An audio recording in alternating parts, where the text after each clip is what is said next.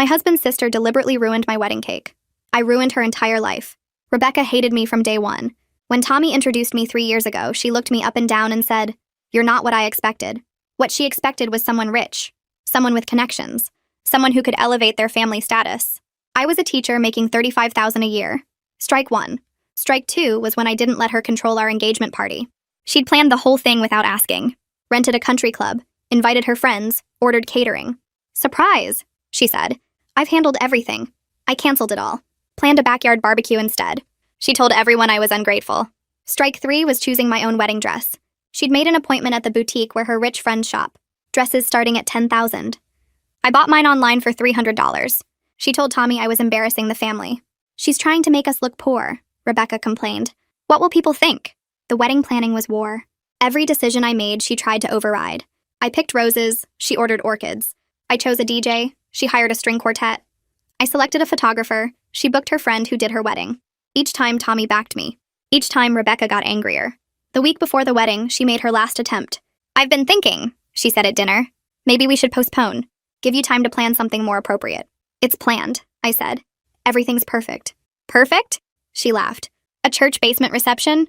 Grocery store flowers? That cake from some nobody bakery?" The cake. 5 tiers of vanilla and lemon, decorated with handmade sugar flowers. The baker, Mrs. Yoon, had worked on it for weeks. It cost $2,000, our biggest expense. Rebecca didn't know that. She assumed it was cheap because it wasn't from her approved vendors. Wedding day arrived. The ceremony was beautiful. Tommy cried when he saw me. Rebecca wore white. Not cream, not ivory. White. A designer dress that cost more than our entire wedding. "I forgot about the color rule," she said when people stared. "Oops." We took photos while the reception was being set up. Rebecca disappeared, saying she needed to fix her makeup. 20 minutes before guests would arrive for dinner, the coordinator pulled me aside. "There's a problem with the cake." I ran to the reception hall. The cake was destroyed. Not just damaged. Destroyed. All 5 tiers had been pushed over. Frosting everywhere. Sugar flowers crushed. Handwriting in the frosting. "Oops." Rebecca's signature move. I stood there shaking. Tommy held me while I sobbed. My perfect cake, gone. His mother tried to comfort me. "Accidents happen," she said. "Rebecca said she saw some kids run through earlier." Rebecca appeared, fake concern plastered on her face. "Oh no. What happened? This is terrible. Good thing it's just cake, right? Not important in the grand scheme." That's when the baker arrived with the backup flowers. She saw the destruction and gasped. "Who would do this?" She pulled out her phone. "I should check the security footage." I set up a camera to do a time-lapse of the setup. My heart stopped. Rebecca's face went white. "Security footage?" "Oh yes," Mrs. Yoon said. "I always record setup for my portfolio. Let's see what happened." The video was perfect. Crystal clear. Rebecca walking in, looking around, picking up the serving knife, deliberately pushing each tier, taking her finger and writing "oops" in the frosting, smiling at her work. The room was silent. Tommy's mother grabbed Rebecca's arm. "How could you?" Rebecca tried to lie. "That's not what it looks like. I was trying to fix it." The tears were sliding. "We can see you pushing them," Tommy said quietly. "We can see you writing oops." But I wasn't done. See, Rebecca didn't know something important. Her husband Craig had been texting me for weeks. Not inappropriately. Desperately. "Is Rebecca having an affair?" he'd asked. "She's never home. Always secret phone calls. Hidden credit cards. I need to know." I told him I didn't know anything. That was true then. But that morning, while Rebecca was getting ready, her phone had buzzed. A text from someone named Antonio. "Can't wait to see you next week when Craig's away." I hadn't said anything. But now it was time. "Craig," I said loudly, "you should probably know why Rebecca was late to the ceremony." Craig looked up from where he'd been studying the cake video. "What?" "Check her phone. Antonio's been texting." Rebecca lunged for her purse, but Craig was faster. He found the texts immediately. Months of them. Pictures. Plans. Details about using Craig's money for their trips. "You said you were at your mother's last weekend," Craig said, his voice breaking. "You were with him? While I watched the kids?" The room was frozen. Craig stood there holding Rebecca's phone like it might explode in his hands. Rebecca lunged forward trying to grab it, but Tommy stepped between them and put his hand on his sister's shoulder. She shook him off and reached around him, but Tommy stayed firm. 70 people watched this happen in complete silence. I could hear my own breathing. Someone's chair scraped against the floor. Rebecca's face was red and wet with tears. Craig scrolled through more messages, his thumb moving slowly down the screen. I watched his expression change from shock to something harder. Tommy's grip on Rebecca's shoulder tightened when she tried to push past him again. The wedding coordinator stood frozen near the cake table, her clipboard hanging loose in her hand. Mrs. Yoon had her phone out, still showing the video of Rebecca destroying my cake. Everything felt like it was happening in slow motion, and too fast at the same time. I realized what I'd done. I'd wanted Rebecca to face consequences for ruining my cake. But this was bigger. Way bigger. Craig's kids were somewhere in this building. His whole marriage was ending right here in front of everyone we knew. My moment of revenge had turned into something I couldn't control anymore. Rebecca started crying harder, and her voice came out high and desperate. She said the texts were fake. Someone must have hacked her phone. She looked around at all the guests like she was searching for someone to believe her. Craig didn't look up from the phone. He just kept scrolling and reading. Then he stopped and his voice came out quiet, but everyone could hear it in the silent room. He read out loud that Rebecca had texted Antonio saying she loved him more than she'd ever loved her husband, that Antonio made her feel alive in ways Craig never could. Rebecca made a sound like she'd been hit. She said that wasn't real, that someone was trying to destroy her marriage. Tommy's mother pushed through the crowd and grabbed Craig's arm. She said they should all calm down and discuss this privately. This wasn't the time or place. Craig pulled his arm away and looked at her. He said no.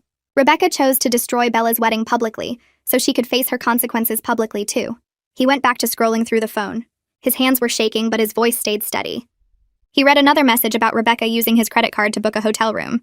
Another about her telling Antonio that Craig was too boring and predictable. Rebecca kept saying it wasn't true, wasn't real. Someone was setting her up. But Craig found photos. I could see them from where I stood. Pictures of Rebecca with a man I didn't recognize.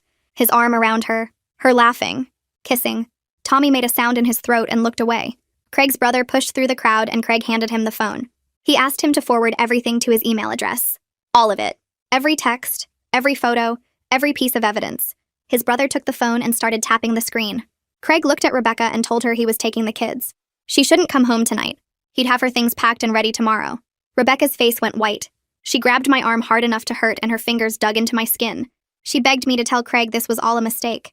A misunderstanding. That I was just trying to hurt her because of the cake. She said I was lying about the texts. That I'd somehow faked them. I pulled my arm away from her grip. I could feel where her nails had pressed into my skin. I told her I didn't write those messages. She did. I didn't take those photos. She did. I didn't destroy her marriage. She did that all by herself. Rebecca's legs seemed to give out and she grabbed onto a nearby chair. Tommy tried to steady her, but she pushed him away. She was sobbing so hard she could barely breathe, making these awful gasping sounds. Craig's brother handed the phone back and said he'd sent everything. Craig nodded and started walking toward the door. Rebecca screamed his name. He didn't turn around. He just kept walking until he disappeared into the hallway. The wedding coordinator appeared next to me and spoke quietly. She said maybe we should move everyone to the dining room. We could still have dinner and try to salvage some part of the reception. Her voice was kind, but I could hear the awkwardness in it. Most of the guests started filing out toward the other room. They moved quickly like they couldn't wait to escape. Some people stared at Rebecca as they passed. Others looked away. Rebecca stayed slumped in her chair crying. A few of her friends went over to her, but she waved them away. Tommy took my hand and we walked toward the sweetheart table in the dining room. His hand was shaking in mine. Actually shaking. I looked at his face and saw he was torn apart. He'd just married me an hour ago. Now his sister's life was falling apart, and he didn't know what to do. We sat down at our table and someone brought us plates of food. The room buzzed with whispered conversations. Everyone trying to process what they'd just seen. The dinner was the most awkward thing I'd ever experienced. People made toasts like nothing had happened. Glasses clinked. Someone laughed too loud at a joke. But everyone kept glancing toward the doorway to the other room. We could hear Rebecca's voice, still arguing, still crying. Hear Craig's brother's voice responding. Couldn't make out the words, but the tone was clear. My parents sat at a table near us looking worried. My mom kept catching my eye and making concerned faces. She leaned over during a lull in the noise and asked if I was okay. I didn't know how to answer that. I felt satisfied that Rebecca had finally faced consequences. Felt guilty about Craig's devastated face. Felt vindicated that everyone saw what she'd done to my cake. Felt terrible about those kids. All of it swirled together in my stomach until I couldn't eat. Tommy squeezed my hand under the table but didn't say anything. What could he say? His sister had just imploded in front of 70 people at our wedding. Tommy's mother appeared at our table about halfway through dinner. She leaned down between us and spoke quietly to Tommy. She said Craig had left with the kids. Rebecca was having a complete breakdown in the other room. Could we please come talk to her? She needed her family right now. Tommy looked at me. I shook my head before he could even ask. I told his mother that Rebecca made her choices. She chose to destroy my cake. She chose to have an affair. She chose to write those texts and take those photos. I wasn't spending my wedding night comforting the woman who'd tried to ruin it. Tommy's mother's face got tight. She said Rebecca was still family. Still Tommy's sister. Still her daughter. I said I understood that, but my answer was still no. She straightened up and walked away without another word. Tommy let out a long breath. He said he was sorry. I told him he didn't need to apologize for his sister's actions, but I could see the guilt on his face anyway. The reception ended way earlier than planned. Guests started leaving as soon as they finished eating. Several people came up to hug me on their way out. They whispered that Rebecca got what she deserved, that I was right to expose her, that someone needed to stand up to her finally, but their words felt empty, hollow. I kept seeing Craig's face when he read those texts, the way his hands shook, the break in his voice. Rebecca had done terrible things, but watching someone's marriage end in real time wasn't satisfying the way I thought it would be. Tommy and I left through a side door to avoid the main hall where Rebecca was still crying. We got to our hotel room that was supposed to be for our wedding night. There were rose petals on the bed, champagne in a bucket, a card from the hotel congratulating us. Tommy sat on the edge of the bed and put his head in his hands. I sat next to him. We ended up talking for hours. About what happened. About his sister. About his family. About what this meant for us. We were supposed to be celebrating. Instead, we were processing a family crisis. By the time we finally went to sleep, it was almost dawn. We hadn't touched the champagne. My phone rang early the next morning. Tommy answered it because I was still half asleep. I heard his mother's voice coming through the speaker, high and upset. He sat up fast and I knew something else had happened. When he hung up, he told me Rebecca had tried to show up at Craig's brother's house where Craig was staying with the kids. Craig's brother wouldn't let her in. She'd started banging on the door and screaming. The neighbors called the police. She was detained but not arrested. Just told to leave and stay away. We were supposed to leave for our honeymoon in Mexico that morning. Our flight was in 4 hours. Tommy looked at me with this exhausted, guilty expression. He said maybe we should postpone. Just for a couple days.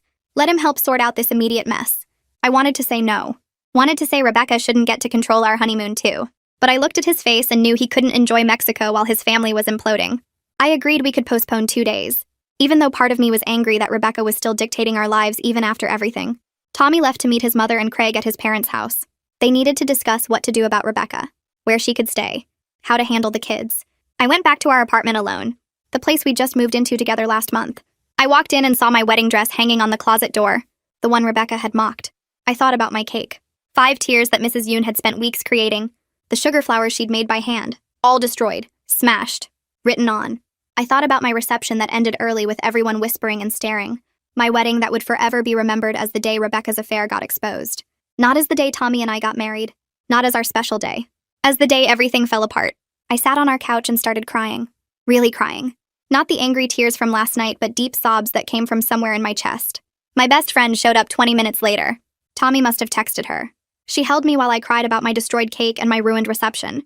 She kept saying I'd had every right to expose Rebecca. That Rebecca deserved what happened. But I couldn't stop thinking about Craig's face. About those kids who were too young to understand why their mom couldn't come home. Tommy came back that evening looking like he hadn't slept in days. His eyes were red. His shoulders slumped. He sat next to me on the couch and explained everything.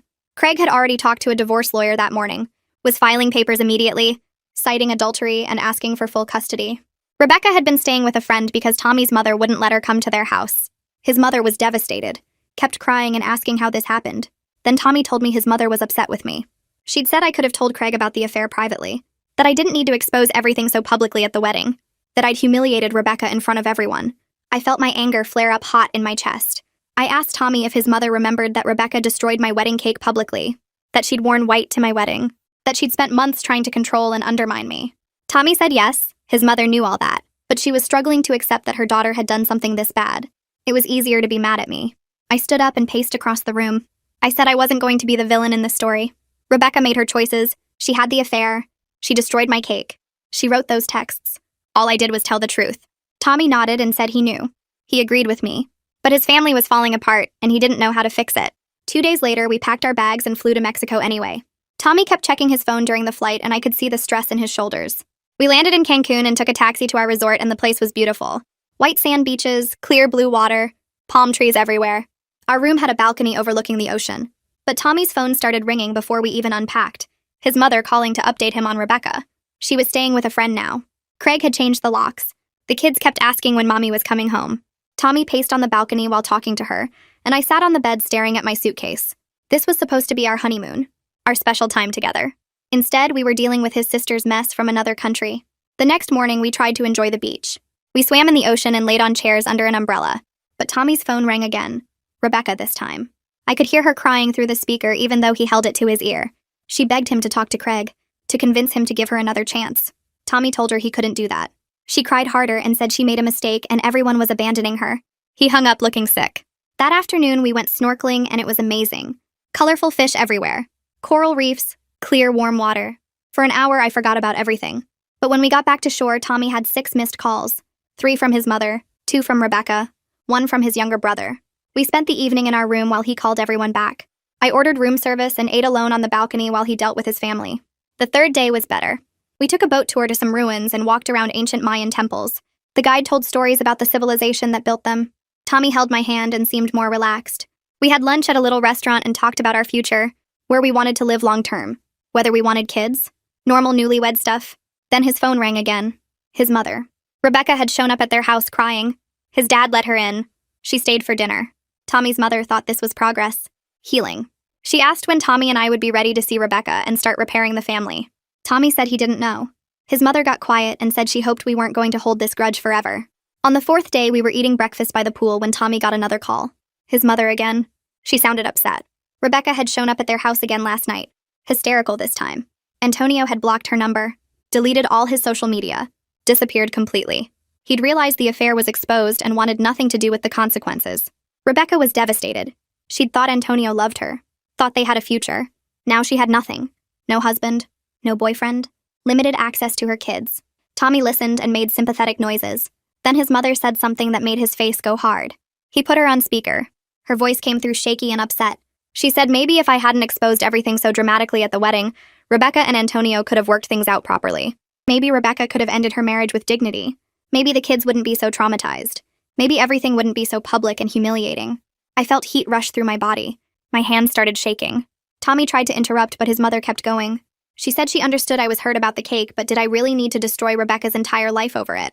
I grabbed the phone from Tommy, told his mother that I didn't create Rebecca's affair, didn't make her destroy my wedding cake, didn't force her to betray her husband and children.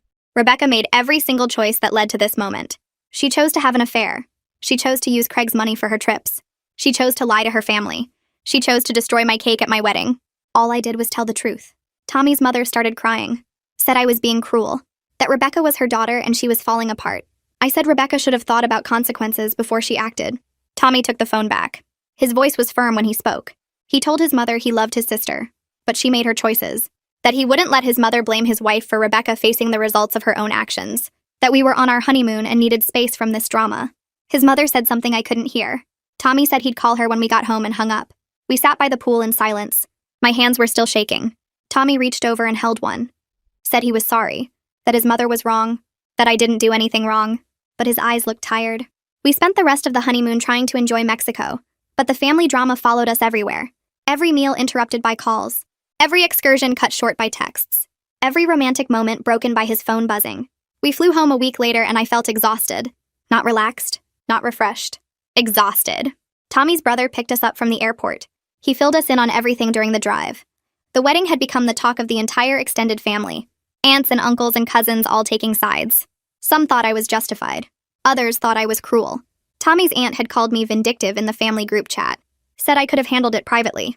Tommy's cousin had messaged me directly saying she was glad someone finally stood up to Rebecca's bullying. The family was split down the middle. Tommy and I got home to our apartment, and I realized this rift was going to define family gatherings for years. Maybe forever. 2 weeks after we got back, Craig's lawyer called me.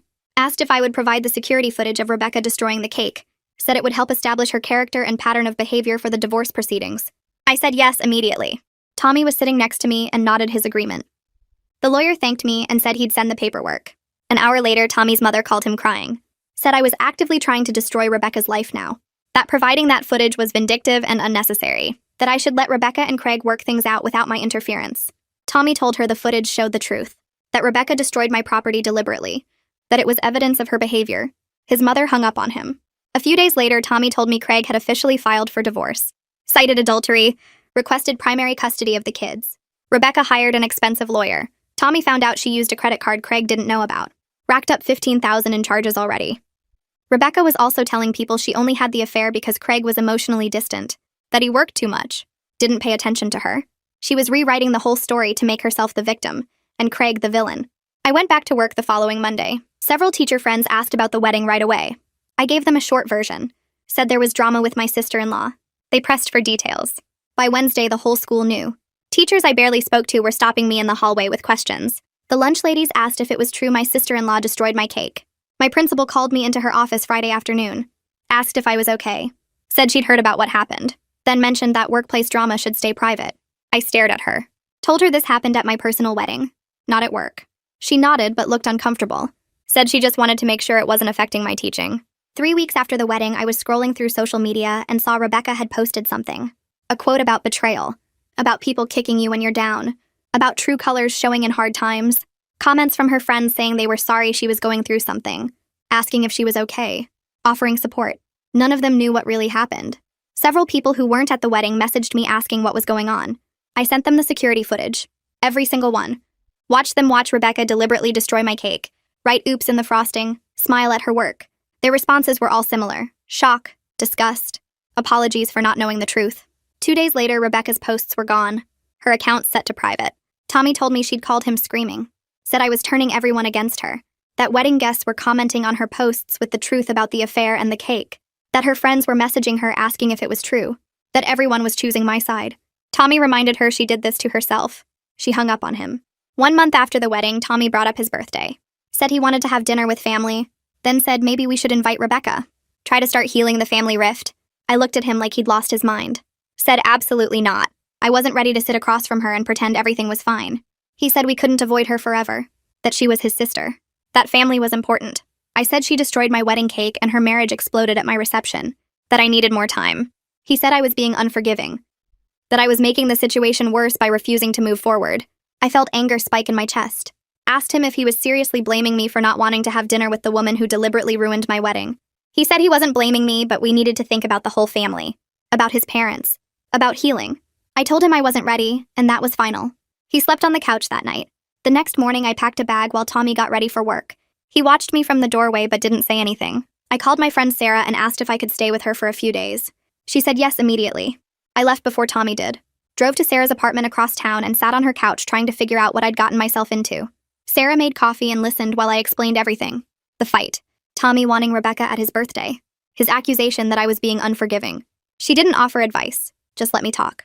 I stayed there 2 days. Went to work from her place. Avoided Tommy's calls the first day. Answered on the second day but kept it short. Told him I needed time to think. He sounded tired. Said he understood. On the third morning, Tommy showed up at Sarah's apartment before I left for work. He looked terrible. Dark circles under his eyes. Wrinkled shirt. He apologized right there in Sarah's doorway. Said he was wrong to push me about Rebecca. That I needed time and he wouldn't bring it up again until I was ready. That his sister's mess wasn't my responsibility to fix. I went home with him. We didn't talk much that day, but things felt better. Like we were on the same team again. 6 weeks after the wedding, I was at the grocery store loading vegetables into my cart when someone said my name. I turned around and saw a woman I recognized from Rebecca's social media. Her name was Jennifer. She'd been at the wedding, one of Rebecca's close friends. She looked uncomfortable. Asked if she could talk to me for a minute. I said sure. We moved to the side of the produce section. Jennifer told me she wanted me to know that she and most of Rebecca's friend group had cut ties with her. That once they learned the full truth about the affair and the cake, they couldn't be associated with someone like that. I asked what she meant by full truth.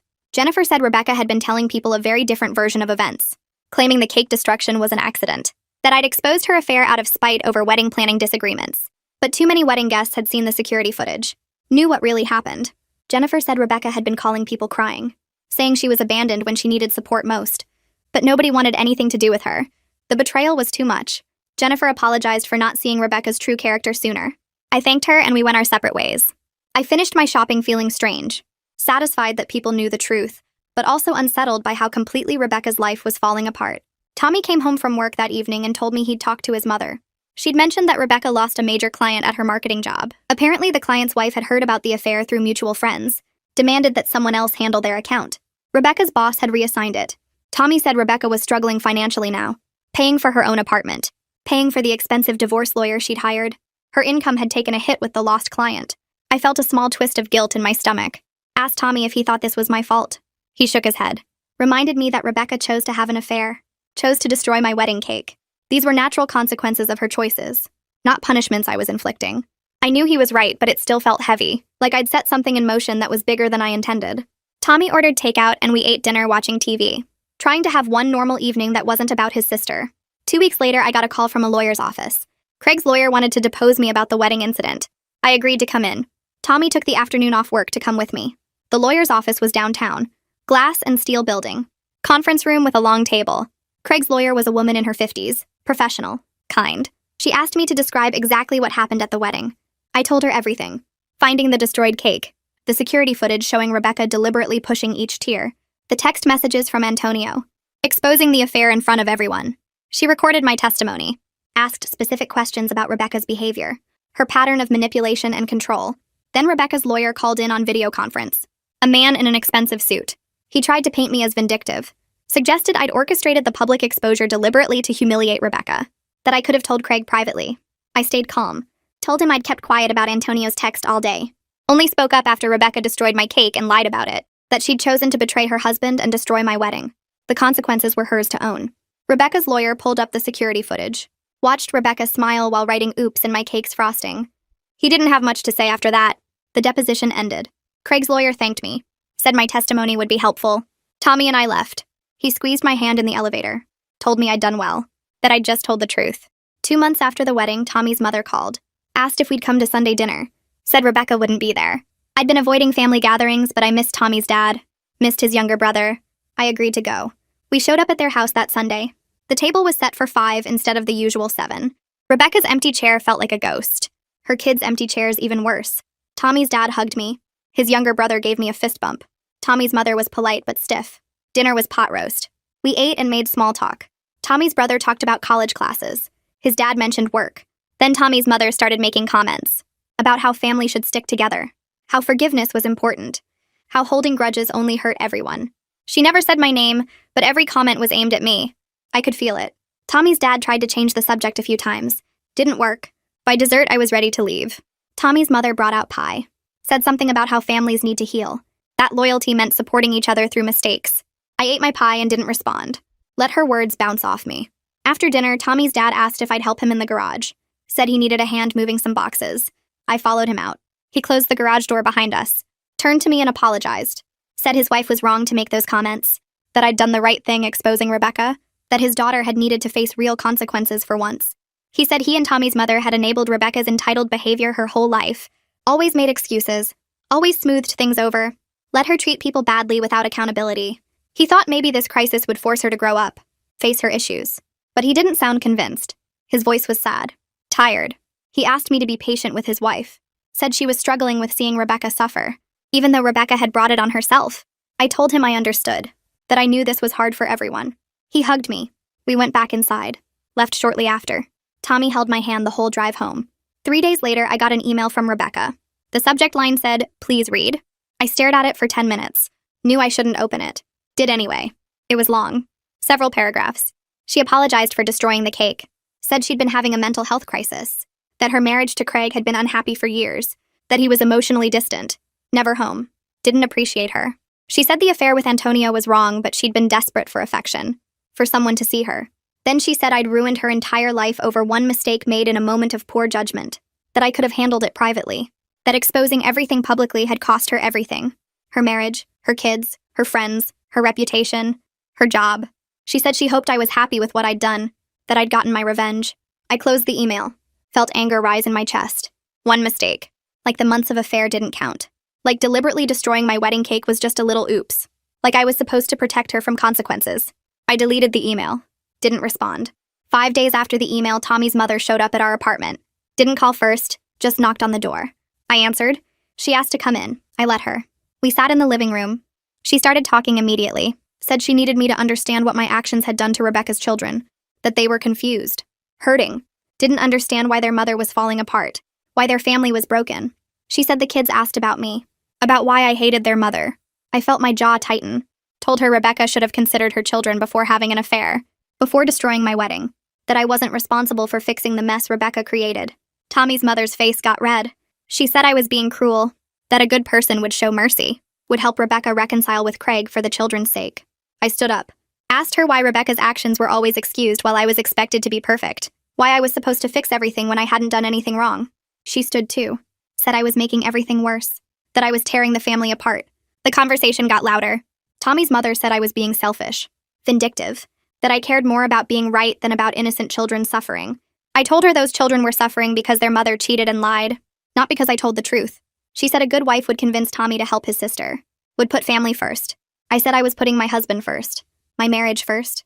That Rebecca had tried to control and undermine me from day one. That she'd destroyed my wedding deliberately. That she'd betrayed her entire family. Tommy's mother called me cruel. Said I had no compassion. That someday I'd understand what it meant to watch your child suffer. I told her to leave. She said Tommy needed to decide where his loyalties lay, with his wife or with his family. I opened the door. She left. I called Tommy at work, told him what happened. He came home early. Tommy found me sitting on the couch. I'd been crying, angry crying. He sat next to me, put his arm around me, said his mother was wrong, that his loyalty was with me, that I wasn't responsible for his sister's consequences, that his mother had no right to come to our home and attack me. He called his mother. I could hear her voice through the phone, loud, upset. Tommy stayed calm, told her she couldn't blame me for Rebecca's choices, that she needed to stop, that he wouldn't let her make me the villain. She said something about family. Tommy said I was his family now, that she needed to respect that. He hung up, looked exhausted. I noticed then how much weight he'd lost, how tired he looked all the time. The stress of mediating between his mother and his sister and me was wearing him down. I could see it in his face, in the way his shoulders slumped, in how he rubbed his temples. We'd been married 2 months and his family was already putting this much strain on us. I worried about what it was doing to our marriage, whether we'd survive this, whether love was enough when family kept pulling us apart. Tommy leaned his head back against the couch, closed his eyes. I took his hand. We sat there in silence, both of us tired, both of us wondering how much more we could take. 3 months after the wedding, I sat in a courthouse waiting room with sweaty palms and a racing heart. The custody hearing had finally arrived. Tommy squeezed my hand as we waited for my name to be called. Craig's lawyer had explained what to expect. Simple questions about what I witnessed, about Rebecca's behavior, about the wedding. I'd been dreading this for weeks. The bailiff opened the courtroom door and called my name. I stood up. My legs felt shaky. Walked to the witness stand. Raised my right hand. Swore to tell the truth. Sat down in the wooden chair. The courtroom was smaller than I expected. Craig sat at one table with his lawyer. Rebecca sat at another table with hers. She stared at me with pure hatred in her eyes. Not sadness, not regret. Just burning anger like this was all my fault. Tommy's mother sat in the gallery behind Rebecca, also glaring. Craig's lawyer approached me, so asked me to state my name and relationship to the parties. I answered. Then he asked about the wedding. I described finding the cake destroyed, the frosting everywhere, the word written in the mess. My voice stayed steady even though my hands trembled. He asked if I knew who did it. I said yes. Explained about the security footage, about watching Rebecca deliberately push each tear, about her writing that word with her finger, about her smile. Rebecca's lawyer jumped up, objected, said this was hearsay. The judge asked if I personally viewed the footage. I said yes, multiple times. He allowed it. Craig's lawyer asked about Rebecca's behavior before the wedding. I described the engagement party takeover, the dress shop incident, the constant attempts to control everything, her pattern of entitled behavior, how she wore white to my wedding, how she'd told people I was embarrassing the family. Rebecca's face got redder with each answer. Her lawyer kept objecting. The judge kept overruling. Then Craig's lawyer asked about Rebecca's character regarding her children. I paused, chose my words carefully, said I'd witnessed her prioritize her own desires over her family's needs, that she'd lied to her husband repeatedly, that she'd used family money for an affair while Craig watched their kids. Rebecca's lawyer shot up again, started yelling about relevance. The judge told him to sit down, said character evidence was absolutely relevant in custody cases. Craig's lawyer thanked me, returned to his seat. Rebecca's lawyer stood up, approached me with a folder, asked if I had a personal vendetta against his client. I said no. He asked why I exposed the affair at the wedding instead of privately. I explained I didn't plan it, that Rebecca destroyed my cake first, that the moment presented itself and I took it. He suggested I was bitter and jealous, that I wanted to hurt Rebecca. I stayed calm, said I simply told the truth when asked. He pulled out printed social media posts, my posts, asked if I'd been posting about the wedding drama online. I said no. He showed me posts from my friends talking about it, asked if I encouraged them. I said I couldn't control what my friends posted. He asked if I sent people the security footage. I admitted I had. When Rebecca's friends asked what happened, he acted like this proved I was on a campaign to destroy her. I pointed out the footage just showed the truth, what Rebecca actually did. He asked if I felt guilty about Rebecca losing everything, her marriage, her reputation, her standing in the community. I said Rebecca lost those things because of her own choices, not because of me. He raised his voice, asked if I enjoyed watching her suffer. The judge interrupted, told him to stop badgering the witness. Rebecca's lawyer tried a different approach, asked about my relationship with Craig, if we'd communicated privately. I explained Craig had texted me asking about the affair before the wedding, that I hadn't known anything then. He suggested Craig and I had conspired together. I said no, that was ridiculous. He had no more questions, sat down looking frustrated. Craig's lawyer stood for redirect, asked if he could present evidence. The judge nodded. He pulled out a laptop, set it up facing the judge, played the security footage. The courtroom went silent. You could hear every sound. Rebecca walking into the reception hall, looking around, picking up the serving knife, pushing the first tier, then the second, third, fourth, fifth, taking her finger, writing in the frosting. That satisfied smile. The footage was even worse watching it in the quiet courtroom. The judge's face changed as he watched. His mouth got tight. His eyes narrowed. He looked disgusted. Genuinely disgusted. Then Craig's lawyer played a second video. Text message screenshots scrolling on screen. Months of messages between Rebecca and someone named Antonio. Plans for trips, pictures, love messages, details about using Craig's money. Messages about lying to Craig, about the kids being at their dad's house so she could sneak away. The judge watched it all. His expression got darker with each screen. When it finished, he asked if this evidence had been authenticated. Craig's lawyer confirmed it had. Phone records, credit card statements, hotel receipts, everything verified. The judge thanked me for my testimony, dismissed me from the stand. I walked back to the gallery on shaking legs, sat next to Tommy. He put his arm around me.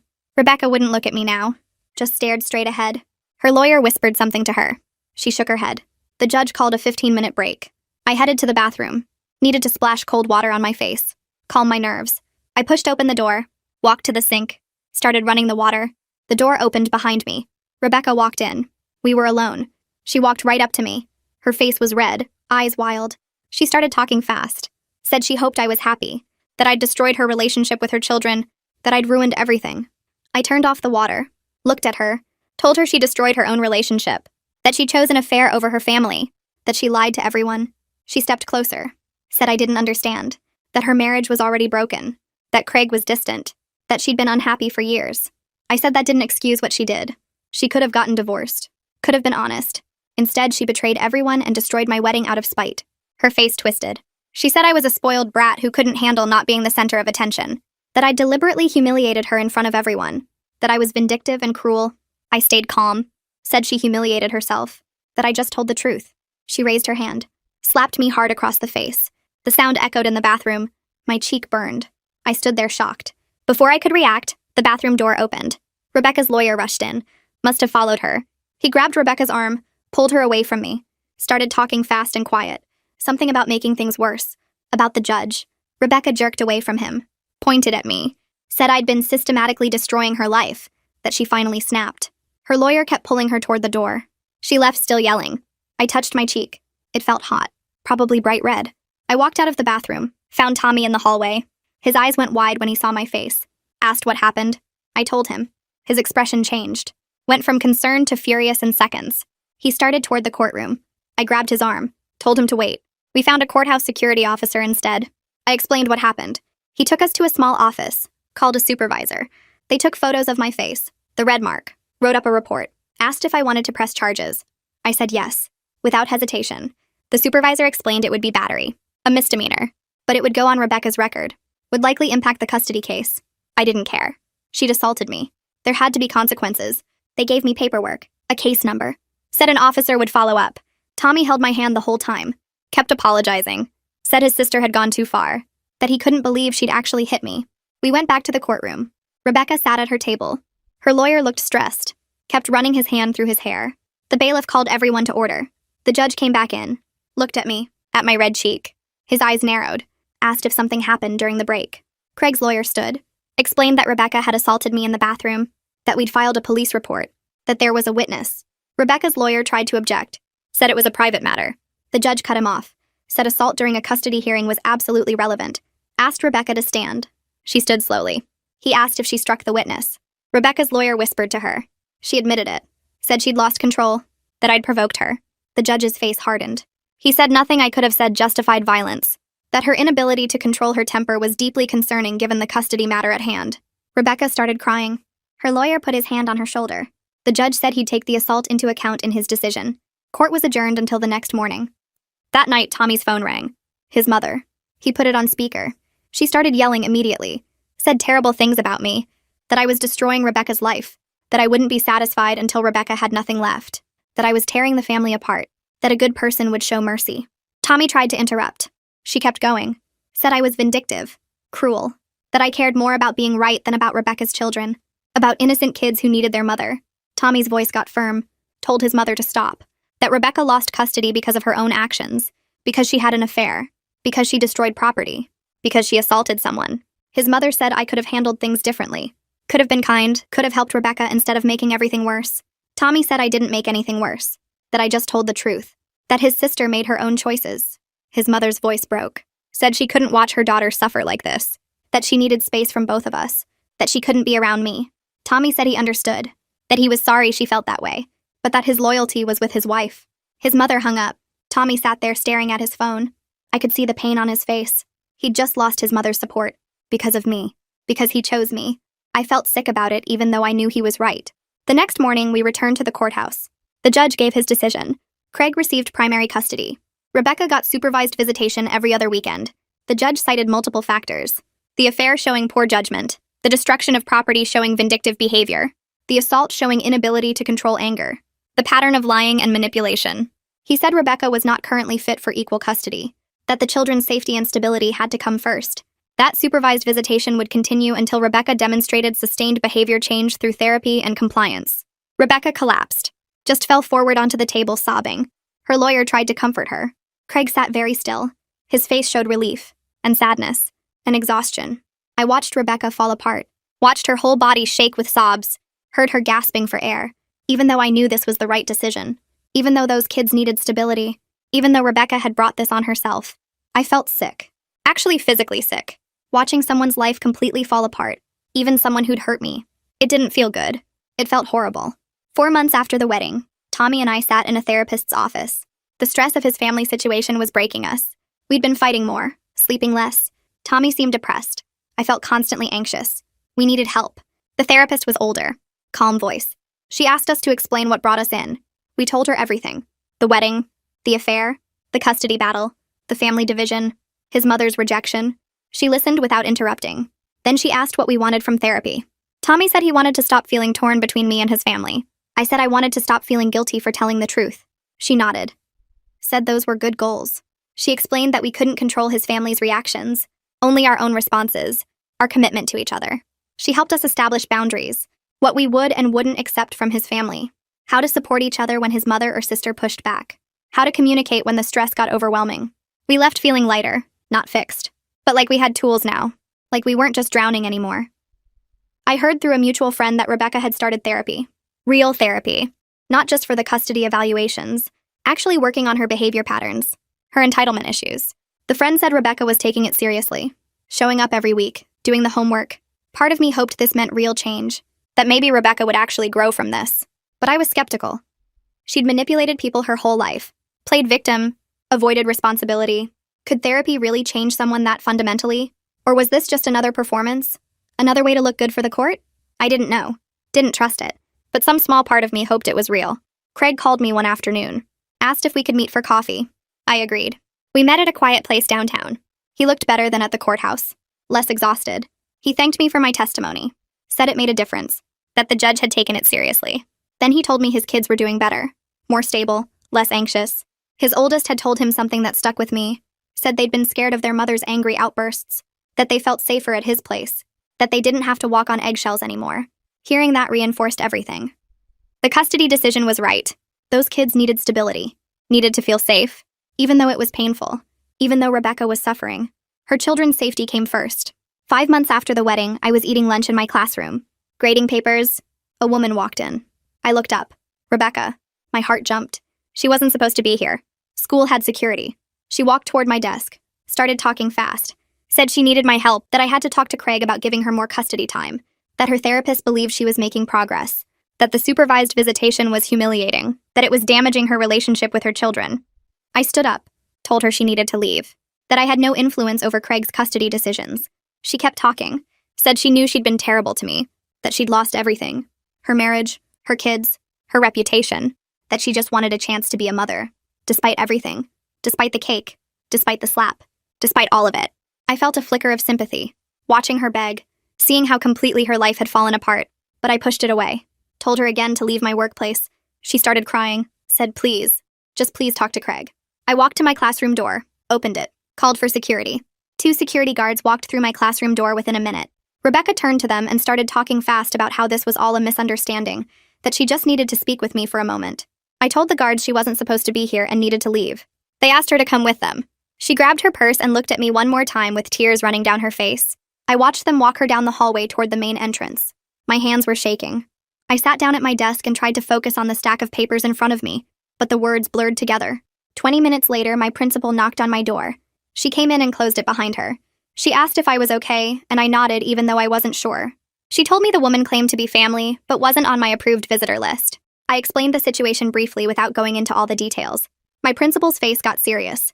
She said if Rebecca showed up again, they would file for a restraining order and contact the police immediately. I thanked her, and she squeezed my shoulder before leaving. That evening, I told Tommy about Rebecca coming to my school. He was grading papers at the kitchen table when I got home. I described how she'd gotten past security and cornered me during lunch. His face went red. He stood up and paced across our small living room. He said his sister was out of control, that showing up at my workplace crossed every possible line. I told him about her begging me to talk to Craig about custody.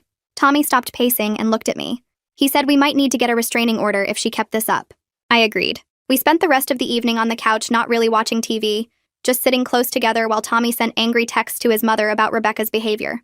3 days later, Tommy's father called my cell phone. He asked if we could meet for coffee without Tommy or his mother knowing. I hesitated but agreed. We met at a quiet coffee shop across town the next afternoon. He looked tired, older than I remembered. He stirred sugar into his coffee for a long time before speaking. He told me his wife was struggling badly with depression over everything that had happened, that the family rift was eating her alive. He said Rebecca's situation kept getting worse and his wife blamed herself for not fixing it. Then he asked the question I knew was coming. Was there any path toward reconciliation? Not between me and Rebecca necessarily, just toward the family being able to gather together again without so much anger and tension. I appreciated his honesty. The fact that he wasn't asking me to pretend to be friends with Rebecca or forgive everything, just asking if we could exist in the same room. I told Tommy's father the truth, that I didn't know if I could ever have a real relationship with Rebecca after everything she'd done. The cake, the white dress, the constant attempts to control my life, the way she'd shown up at my school. But I also told him I was willing to be civil at family gatherings if Rebecca could respect boundaries and stop playing the victim. If she could accept that we would never be close and stop trying to force something that wasn't there. He looked relieved. He said that was more than he'd hoped for. That he would work on helping his wife understand that civil coexistence was the best anyone could expect right now. Not the close family she dreamed of, but something sustainable. We finished our coffee and he hugged me before we left. Told me he was glad Tommy had married someone with a backbone. 6 months after the wedding, Rebecca's supervised visitation reports came back positive. Tommy showed me the email from Craig's lawyer. The therapist who'd been supervising her visits with the kids wrote that Rebecca had been appropriate every single time. Patient with the children, focused on their needs instead of her own drama. She'd been going to therapy twice a week, actually doing the work according to her counselor. Her lawyer filed a motion to modify custody to unsupervised visitation. Craig didn't fight it. His lawyer told him the judge would probably grant it anyway, given the positive reports. I felt something unexpected when Tommy told me. Relief, maybe. Or genuine happiness that Rebecca was getting more time with her kids. I'd spent 6 months being angry at her, watching her life fall apart. But those kids deserved a mother who was trying to be better, even if that mother was Rebecca. Tommy and I hosted a small dinner party 2 weeks later. Just my parents and my brother. 2 couples from our friend group. No family drama, no Rebecca crisis. Just normal people having a normal evening together. We made pasta and salad, opened too many bottles of wine, played board games until midnight. My mother pulled me into the kitchen while I was getting dessert. She told me she was proud of how I'd handled everything, that watching me set boundaries and stand up for myself had been amazing to see. I realized I'd been so focused on the family mess that I hadn't stopped to think about my own growth. How I'd gone from the woman who let Rebecca try to plan my entire engagement party to someone who could say no, who could maintain boundaries even when people cried, who could be civil without being a doormat. A few days after the dinner party, Tommy's younger brother sent him a text. Asked if he could come visit without it being a whole family thing. Said he missed his brother and didn't want to get caught up in all the drama between their mother and sister. Tommy was so happy. His brother was 22 and they'd always been close before the wedding. We had him over for dinner and game night the following Saturday. We ordered pizza and played video games until 2 in the morning. It felt like such a relief. A piece of normal family connection that wasn't complicated or painful. His brother told us he'd been avoiding family gatherings because his mother kept trying to make him take sides. That he loved Rebecca, but thought what she'd done was wrong. That he was glad Tommy had found someone who made him happy. When he left that night, I felt hopeful for the first time in months. Like maybe the family could heal in small pieces even if it never went back to what it was. 3 weeks later, I got an email from an address I didn't recognize. The subject line said it was from Rebecca's therapist. I almost deleted it. Almost told Tommy to deal with whatever it was. But something made me open it. Inside was a formal letter from Rebecca. Not asking for anything. Not making excuses. Just taking responsibility. She wrote that she'd destroyed my wedding cake deliberately because she was jealous and angry. That wearing white to my wedding was meant to hurt me. That trying to control all my wedding planning was about her need to feel important and in charge. That the affair with Antonio had been going on for 8 months, and she'd used Craig's money to fund trips and gifts. That the situation exploding at my reception was her own fault for being careless with her phone. The letter was 2 pages long. Every terrible thing she'd done laid out clearly. No justifications, no claims about being stressed or having a bad marriage, just acknowledgement of the harm she'd caused. I read it 3 times, looked for the catch, the manipulation, but it seemed genuine. The first time Rebecca had taken real accountability for anything.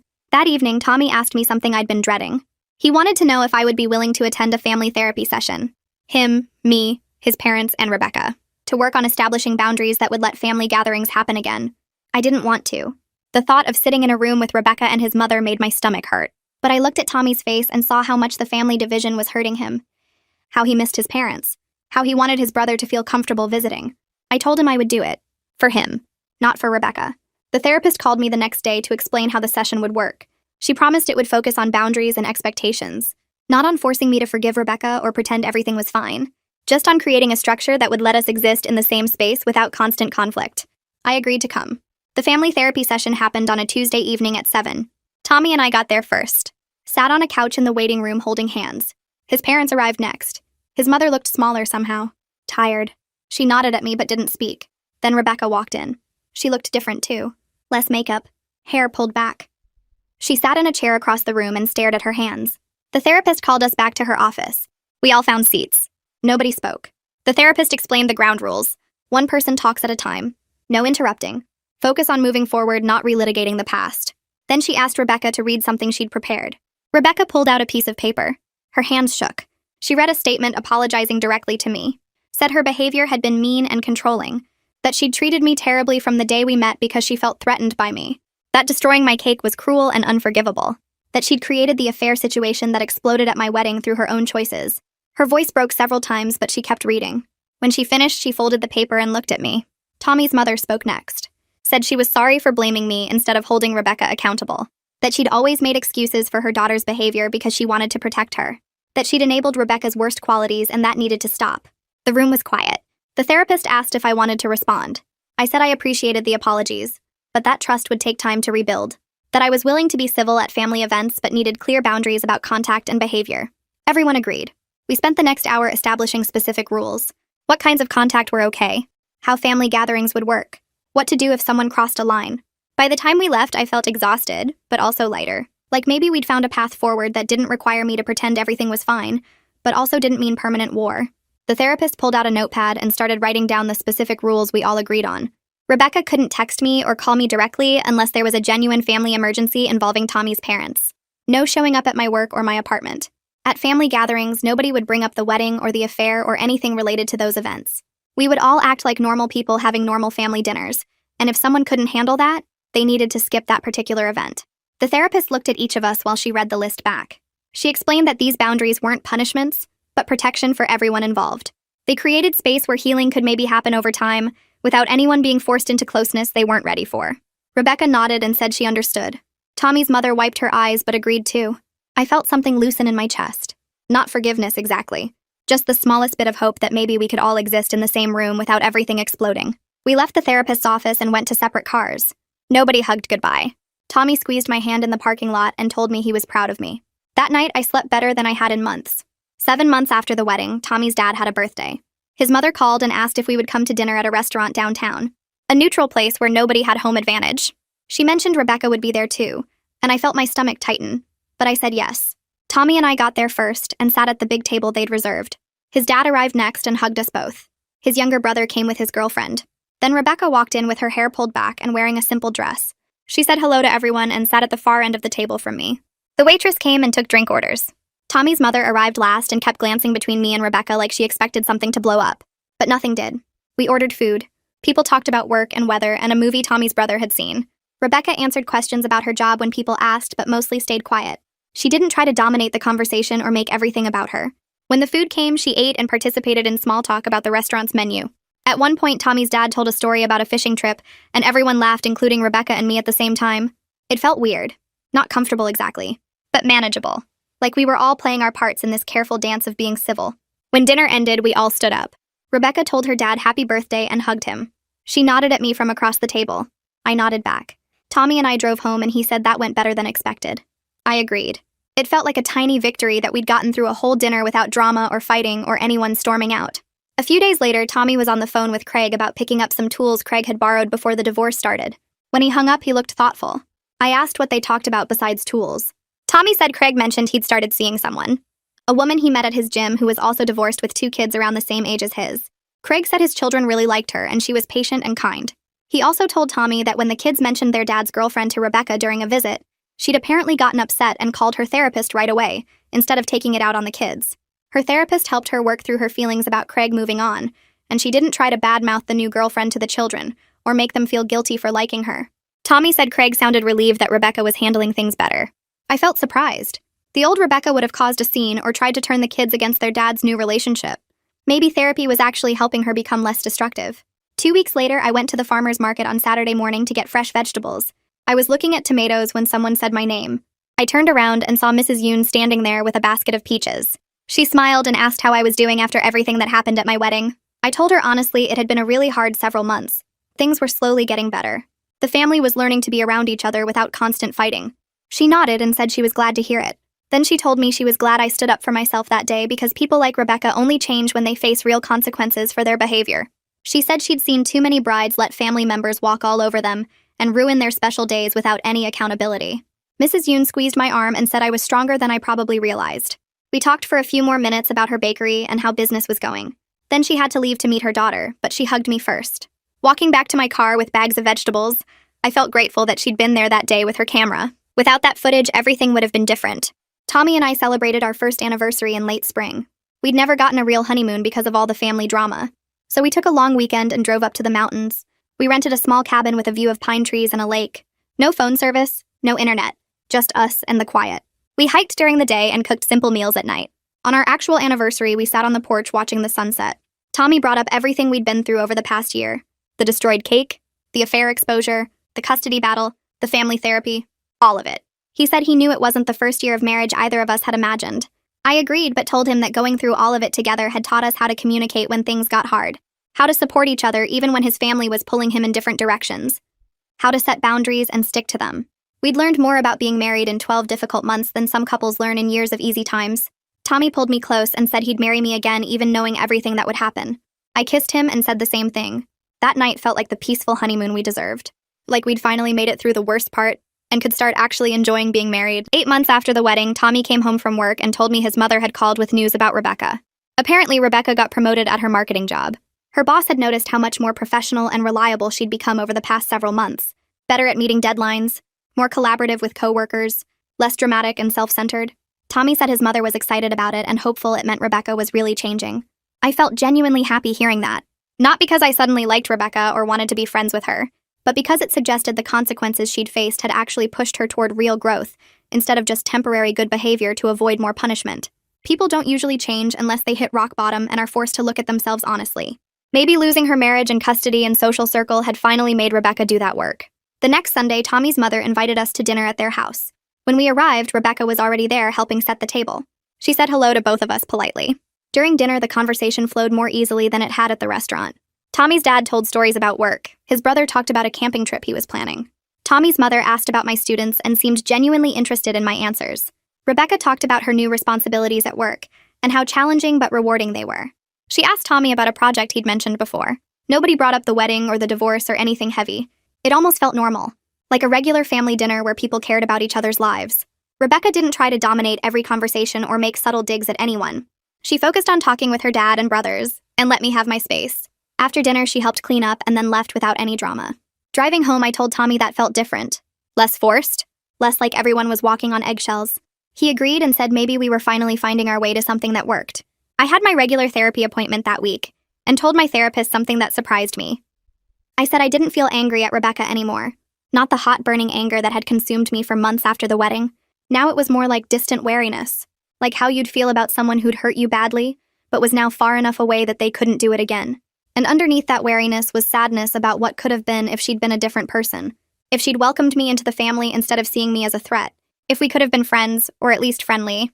My therapist nodded and said that shift was healthy. She reminded me that letting go of anger didn't mean forgetting what happened or dropping my boundaries.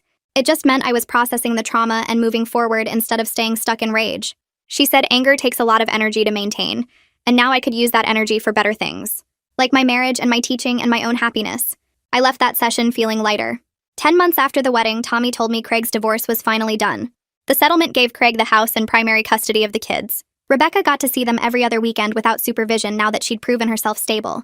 She kept her retirement accounts and got some other financial assets. Tommy said Rebecca had accepted all the terms without fighting. Her therapist had helped her understand that cooperation and putting the kids first would serve everyone better than dragging things out in court battles. Craig told Tommy he was relieved it was over and could start rebuilding his life. The kids were doing well, adjusting to the new normal. Rebecca was apparently being a better mom during her visits, more present and less focused on herself. Tommy's voice sounded hopeful when he told me all this, like maybe his sister was actually becoming someone better. I felt cautiously optimistic too, but also realistic. People could change, but it took sustained effort over years, not just months. A few weeks later, Tommy's mother called him with more news about Rebecca. She'd started dating someone new, a man she met at her therapy group who was also working on personal growth after his own mistakes had damaged his family. Tommy's mother was excited about it. She said this guy seemed different from Rebecca's previous choices, more grounded, more focused on being a good person than on status or money. She hoped this relationship would be healthier than Rebecca's marriage had been, that Rebecca had learned something from how badly the affair destroyed her life. Tommy told me about it that night, and I said I hoped so too. Not for Rebecca's sake, really, but for her kids' sake. They deserved a mom who was stable and made better choices, and honestly for the whole family's sake because none of us wanted to go through another explosion like the wedding. I felt cautiously optimistic that maybe Rebecca had actually learned from her catastrophic mistakes and their consequences. Time would tell if the growth was real or just another performance. A few weeks later, Tommy suggested we host Thanksgiving at our apartment. He wanted to invite both our families, a chance to show everyone we could all be in the same space without drama. I hesitated at first, but agreed because I could see how much it mattered to him. He called his mother to extend the invitation, and she accepted immediately, clearly relieved we were making this effort. Then Tommy called Rebecca. I could hear his side of the conversation from the kitchen. He told her about Thanksgiving, and there was a long pause. Then he said yes. I was the one who suggested inviting everyone. Another pause. He looked at me and covered the phone. She wants to know if you're really okay with her coming to our home. I thought about it for a second. This was different from a restaurant or his parents' house. This was my space. But I nodded. Tommy told her yes, and they talked logistics for another minute before hanging up. He came into the kitchen and hugged me. That was big of her, he said, asking if you were comfortable instead of just assuming she could come. I agreed. It was the first time Rebecca had actually considered my feelings and boundaries, instead of just doing whatever she wanted. Thanksgiving morning arrived, and I spent hours cooking. Tommy helped with the turkey while I worked on sides. His parents arrived first with wine and rolls. His mother hugged me tight and thanked me for hosting. His father shook Tommy's hand and told us he was proud of how we'd handled everything this year. Rebecca showed up last with her kids. She knocked instead of just walking in like she used to. Tommy opened the door and she stood there holding a nice bottle of wine and a fall flower arrangement. For you, she said to me. Thank you for having us in your home. I took the gifts and told her thank you. The kids ran to hug Tommy and their grandparents. Rebecca stayed in the living room talking with her parents and playing with her children. She didn't try to take over my kitchen or criticize how I'd set the table. Dinner was surprisingly pleasant. Everyone passed dishes and made small talk about work and the kids' school activities. Rebecca complimented the food twice. After we ate, Rebecca helped clear plates without being asked. She and I ended up at the sink together loading the dishwasher. She asked about my teaching job and I asked about her marketing work. We talked for maybe 5 minutes about normal things like coworkers and projects. It wasn't warm or friendly exactly, but it was manageable. Civil. When everyone left that evening, Tommy wrapped his arms around me and said that went better than he'd hoped. I agreed. We'd made it through a whole family dinner without fighting or tension. It felt like maybe we could do this. A few weeks later, our first anniversary arrived. Tommy took the day off work and we spent the morning looking through our wedding photos on the couch. For the first time, I could look at those pictures and see past the cake disaster and the drama. I saw Tommy crying when I walked down the aisle. I saw my parents beaming. I saw the moment we said our vows and meant every word. Tommy pulled me close and told me he was grateful I'd stood up to his sister. I asked him what he meant. He said that my refusal to let Rebecca walk all over me had forced their whole family to finally address patterns they'd been enabling for decades. His mother had always made excuses for Rebecca. His father had always kept quiet. But watching what happened at our wedding made them realize they'd created a monster by never holding her accountable. It took something that extreme to make them change. My phone buzzed with a text. I picked it up and saw Rebecca's name. The message was short. I hope you and Tommy have a wonderful day celebrating your marriage. That was it. No long explanation or apology. Just a simple, appropriate message. I showed Tommy and he smiled. We've come a long way, he said. I looked at the text again and realized he was right. Rebecca and I would never be close. We'd never be friends who called each other or went shopping together, but we'd reached something more valuable than forced closeness. We'd reached genuine peace. We could sit at the same table without resentment poisoning everything. We could exchange polite words without it being a performance. We could exist in the same family without constant warfare. The Sunday dinners continued. The holiday gatherings happened. We all showed up and were civil and respectful. Rebecca stayed in therapy and kept working on herself. Tommy's parents learned to stop enabling bad behavior.